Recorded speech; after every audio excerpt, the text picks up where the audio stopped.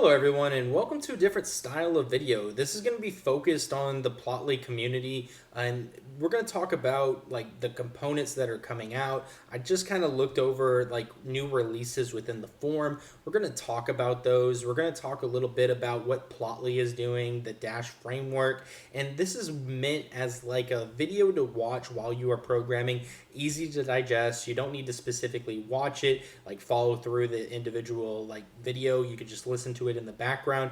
But yeah, it's something new that I'm going to try out and see what you guys think.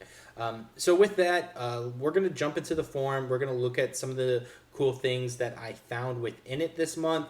We're also going to watch and learn more about Plotly Studio in the early access program. So this is a new thing that Plotly is looking to release. They are currently in beta and they are requesting early access members to kind of test drive it and get to use it and get feedback so that they can tweak it and make it as amazing as it can be. So from my understanding, this is hosted as an application that is ran on your computer. It works with Mac and it works with Windows, and basically it allows you to work with AI, and we'll watch a video on it and we'll kind of learn more about it. So Chris has a video on it. Hey everybody, I'm Chris Parmer, and I'm really excited to show you Plotly Studio, our latest desktop application that enables you to create amazing data applications like these with nothing but your data set and some additional prompts or context that you provide. This application itself was generated in 2 minutes with nothing but the data set that I provided it. Okay, so from what I have just off the gist, this is the hosted application screen that you're going to get whenever you launch this new App Studio or Plotly Studio. There on the left-hand side, you have components, you drop in data, and then you prompt it with AI to build out the application from what I can see. So yeah, let's kind of just learn a little bit more. The applications are interactive and they're showcasing the real data that I provided. They're backed in Python, so I get all of the amazing analytical capabilities of the Python ecosystem. As a Python developer, I like that. I'm happy that they chose that and not their JavaScript. Plotly, they're sticking strong on Python, and with how many data scientists there are, and with AI primarily being built using Python, I think that this is a good choice by them. While also being able to edit these applications in natural language. Okay, so this is interesting. So what he just did is he just jumped from the overall application to an individual component. As he clicked on the discharge by medical definition, which is a section within the actual application. So from what we can see, it's basically two tabs. We have a specification, which is the prompt where I guess you can give it more direction and you could just talk to it to build out specific things that you want within an individual component. And then there is a code section. So for this particular chart here, this tree map, I can edit this application. So that's awesome. So it's not just conversation. As a programmer, I want to be able to work with it. If there's small things that I'd like to tweak myself that I can't directly get through just talking through it, sometimes it's just faster because I already know what I'm doing, just to dive into the code and then work within the individual component. I also like that it is compartmentalized the way it is. So each individual graph is within its own little container, and then it's easy for it to work with from that. So that's pretty cool. In the Python code, but I can also edit this application in natural language through the specification file, which is kept in sync with the Python code. So to get started, I'll upload my data set. And then I can provide some additional context about this data set, some tribal knowledge about this data within my organization, or some goals that I might have to get out of this data set. But I'm going to show you what it'll create if I provide no additional context. To get started, Plotly Studio is going to generate an outline for me. That'll showcase the title, the description, the set of charts, the filters, and the theme that it will generate from this data set. It allows me to edit the outline before it goes off and generates all of the code. The outline that it generates is fully editable. So Okay, I like this. I like that they have an intermediate screen before just going out and building it. It looks like you can edit individual things or charts within the actual outline. So this is prompting your AI, where you are directly giving it a directive to work on a certain thing and in a certain way. So the way that they're building out this application to build applications by having that directive screen where you can change the directives or add to them so that the AI can best build from is a smart way to kind of go about working with AI. I can go in here and say, make a tree map of costs. Or I can go down into the theme and say, make it a dark theme. Then I'll click Generate Application. When I click Generate Application, it'll take that outline, the context and the goals that I provided, as well as the data set. It'll create a schema of that data set, and it will start to generate this application in the background. All in all, Plotly Studio is going to generate about 2,000 lines of Python code to generate the first draft of this application for me. Okay, that's pretty substantial. That's some interesting update on how powerful this thing is. An output of 2,000 lines of code is crazy. Working within Gemini, working within Claude, the output that I see on advanced applications typically are about 1,000 lines of code on an initial, like, hey, build this out for me. If it's a complex application or topic that I'm trying to generate code on. So for it to double that, I think that the reasoning for that is probably with the way that they are prompting it along with compartmentalizing it in these different components. So over here on the left hand side, I'm assuming that it breaks it down and then it takes, instead of like, it's not building it all in one go. Okay, it's basically doing like maybe 10 different requests which build out a substantial amount of code, and then those are all added and then built into the layout. I'm assuming. I'm not for sure, but that's how I'm thinking that they're getting up to that output token rate. I'm also curious to see what AI they're using, and it also looks from just what I can see that it is just Dash Enterprise DDK components. So from my understanding, that's all that's currently supported within that. But yeah, this is very interesting, and I'm very encouraged with the amount of code that it is creating from what he just said. Each of these applications has a similar structure. There's a global filter panel at the top, a set of high-level metric cards, and then the charts themselves.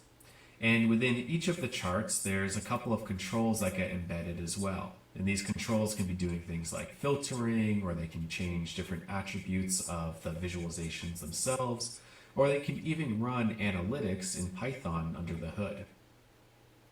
Here's this tree map that we requested, and it's totally interactive.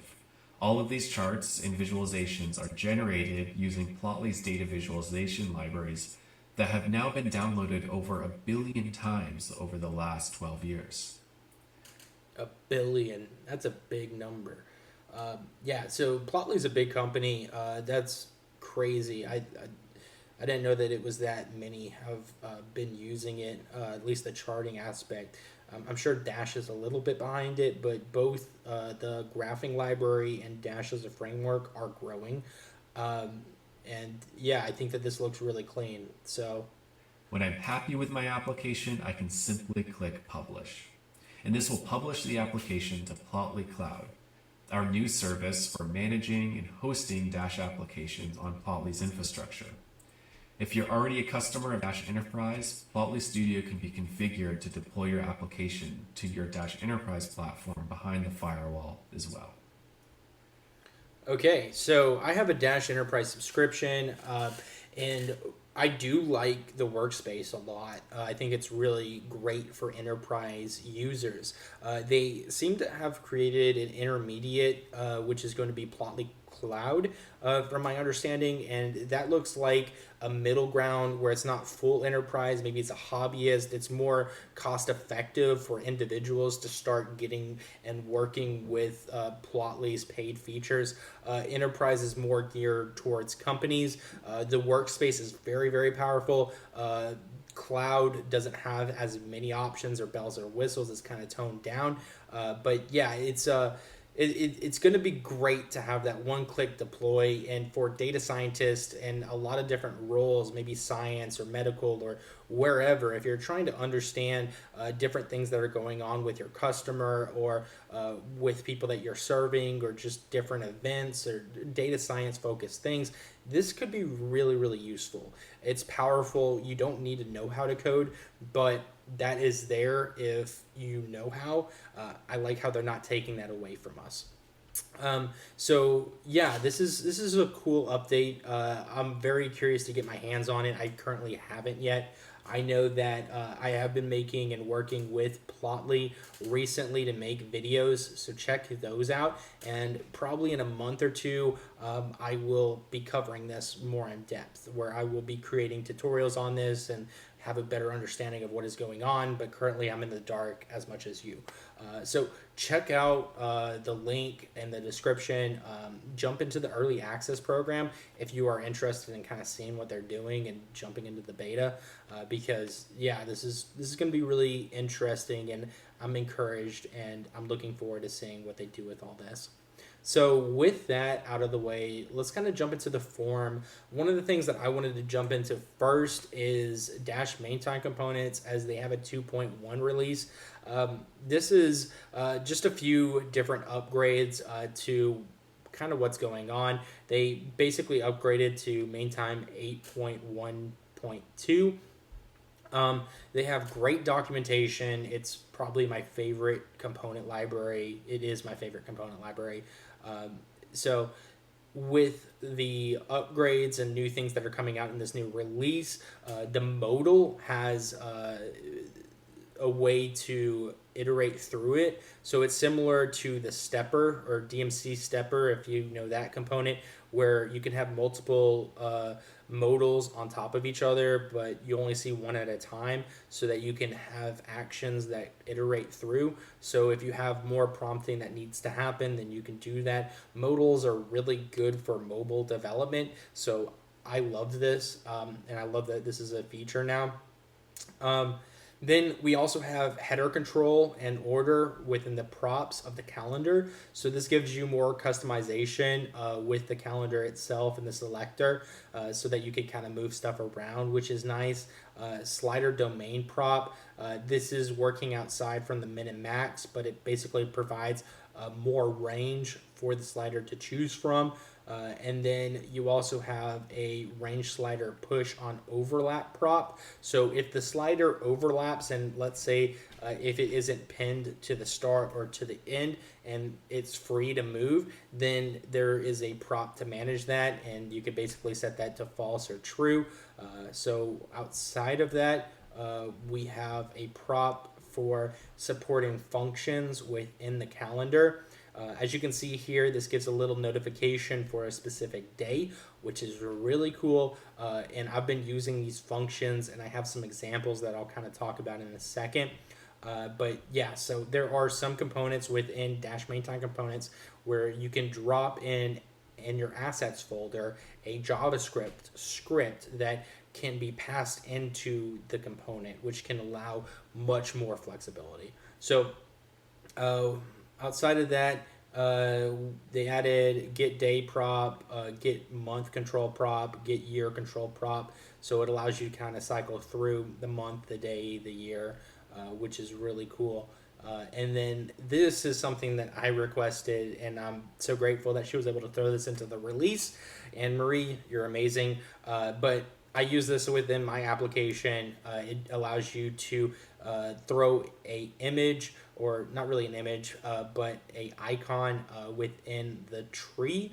So as you can see in this example, this is very similar within your IDE. You have a icon associated with it. So just from a glance, you can know this is TypeScript, this is NPM, and you can kind of work through that. So I already implemented that in my application, but I love that that's a thing. Autocomplete improvements. So this was a contribution. I can't say that name, but it's right there. So thank you for contributing this. But this allows the user to filter with icons and render options, which is great. And I kind of use that as well. So this is how I used it in my own application. As you can see here, this is my new tutorial section that I'm just starting to build out. But you can jump into between files over here, and I put in that icon, and it just looks so much nicer. So outside of that, I also used that function trick within a selector. As you can see here, I have different items on the menu. I can select those items on the menu, and it was able to render this image associated with it. So the function basically acted as a way to render images within the DMC select, which is just, look at that. It looks amazing. So how I did it, over here, I basically just created a new function. I gave it a name, and I just created the function, and then underneath, this is the actual dash code. And if I scroll down to the DMC select, you can see that there's this render option, and within that you pass through a dictionary of a function and whatever function name that you created. So for me, it's going to be this right here, and that's what is being brought in. So it's relatively simple to get working with. It helps if you use AI so that you can kind of give it like, hey, use this new feature and create a JavaScript file for my assets folder that I can throw into this new render option and just kind of work from that. But overall, amazing update. So moving on, I found this. I thought that this was kind of cool. This is a little Dash application, and it's focused on the chess analysis. So it's kind of going through chess.com, and it's seeing how people are playing and what moves that they're playing and how many games are winning, who's played the most games, and that type of thing. But this is where, Plotly and Dash could be a really useful tool to work on top of existing applications or websites, but to build out individual dashboards based on games. And I've seen this a few times, but on gambling as well, and a few other different areas. But for this, it's a really cool way to kind of understand how people are playing. And as AI has been brought into chess, and as people have been using data science and new tricks and hone in their skills, we're getting more competent chess players, and it's getting growingly competitive within the space as the competition is becoming so much more difficult. So moving on, I think that this is an honorable mention worth bringing into the video. I love this component, Dash Calendar Timeline. This is a cool new component that allows you to pip install basically Dash Calendar Timeline. Here it is right here. Which creates this calendar view where you can kind of like drag stuff around. You can use this within Dash to kind of schedule, like a scheduler. This could be really useful. I built something similar in regards to full calendar, but it didn't have this view because it was a paid thing within the full calendar component. So it's good to see that somebody else was able to bring that into the space. So I also wanted to kind of build it out. I created a little app just to kind of show the demonstration that he shared. So here it is right here. It works very similar to some of the other components that I've built, where you basically create groups and then there's items within those groups. So this is going to be the rows, and this is going to be the items within the rows, and then it's in a list dictionary format. Each one needs an ID. You define what group is it going to be associated with. You give it a title, which is going to show up within that. And then you also give a start and an end time to define when that item is scheduled to show and end. And then within all of that, you have the layout, and then you call in the component. you define the groups, the items, and then you give a default start time and a default end time, and it's that simple. So I'm gonna run this real quick and we will see this in action. And yeah, there it is. So it slides left to right, and you could just click on a component, and once you click on it, you can move it. So you can kind of move items around as you please. And if you wanted to build this out further, you can click on a save button, and then it could save that change, and you can reflect that in an update, and you can manage that through a database. You might be able to use DCC store, but there's a few different ways to kind of work with that, but that's a challenge for you. Build out this working example and then create a save button, so when somebody moves an item, it saves and it reflects whenever somebody else gets to the application. So that's a challenge. It's difficult, but I think you might be able to do it if you give it enough effort. But with that, I don't want to make the video too long.